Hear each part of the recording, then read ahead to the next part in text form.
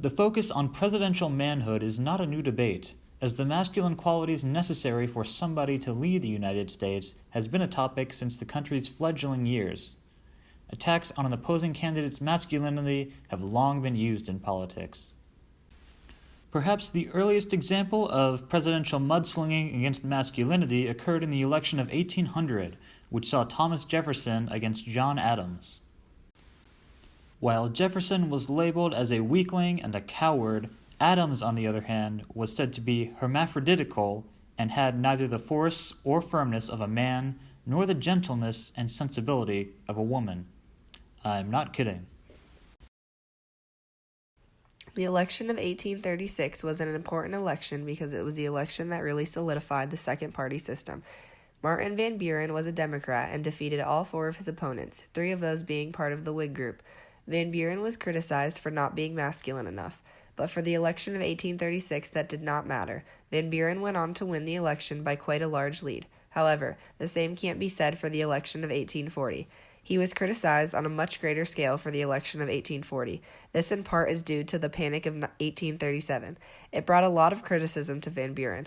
One nickname he acquired was the Little Magician due to his 5'6" stature. There was also a song made about President Martin Van Buren from the supporters of his opponent William Henry Harrison called Tippecanoe and Tyler Too, and one of the lyrics in the song says, "For Tippecanoe and Tyler Too, and with them we'll beat little Van is a used-up man, and with them we'll beat little Van." That goes to further show that people thought he was little and was not to be feared.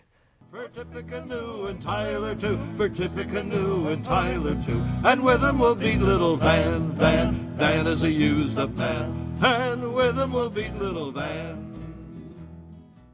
This tactic was also in use during the 1988 election, in which George H.W. Bush would make fun of the preppy Michael Dukakis. Campaign ads would feature the senator looking inept at a tank, and this sort of unmasculine, unrough characterization was prominent throughout the campaign, and was a clear contrast to the military veteran, CIA Director George Bush. Throughout the 2016 election, we witnessed a tremendous amount of insults thrown at one another from presidential candidates. Throughout the campaign, Donald Trump threw many insults at Marco Rubio, for example.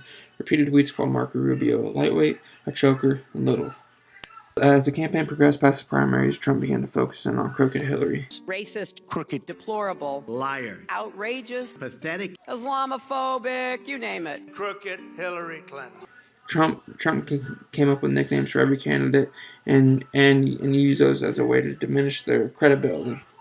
Trump also attacked the media and declared war on fake news. So a lot of the reporters are creating violence by not writing the truth. Seen in this tweet, it shows him body slamming CNN, which is a very unique use of social media in the 2016 election. Another change that was observed during the 2016 election was how nasty some of the debates had gotten. Instead of discussing policy, there was a lot of instances where the candidates were just arguing, interrupting, and insulting one another. Donald, is great at the one-liners, but he's a chaos candidate. And he'd be a chaos president. Jeb doesn't really believe I'm unhinged. He said that very simply because he has failed in this campaign. It's been a total disaster. Nobody cares. And frankly, I'm the most solid person up here. I built a tremendous company, and all I want to do is make America great again. Donald, you're not going to be able to insult your way to the presidency. That's not going to happen. And I do have the strength. I'm at 42 and you're at 3, so Doesn't matter. far I'm doing better. Doesn't matter. So far I'm doing better. You started off over here, Jeb. You're moving over further and further. Donald Trump used negative campaigning against all candidates against him and was elected president. This does show how effective mudslinging can be in our current political climate. As the election approached, I heard many people referring to the election as an election between two evils. Many people said that they were voting for the lesser of two evils. I think this is a very strong point that shows that negative campaigns ran against both candidates made them both seem unfavorable to a lot of voters. Once negative campaigning is started, it is very hard to get away from it because everyone ends up just having to defend themselves and they end up trying to make the other candidates seem worse along the way. It is a very slippery slope that has been very prominent in recent elections.